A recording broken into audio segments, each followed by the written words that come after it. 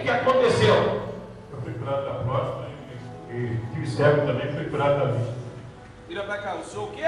Fui curado da próstata. O senhor foi curado? Eu vim aqui pedir para poder orar para mim, fui curado. Há quanto tempo o senhor sofria com isso? Aí eu fiz 6 meses pelo menos, para cá eu fui curado, não sinto mais nada. Mais nada?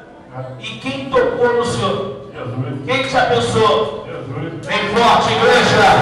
Vem forte! Chamando o médico, o exame, está tudo beleza, graças a Deus. Não tem mais nada.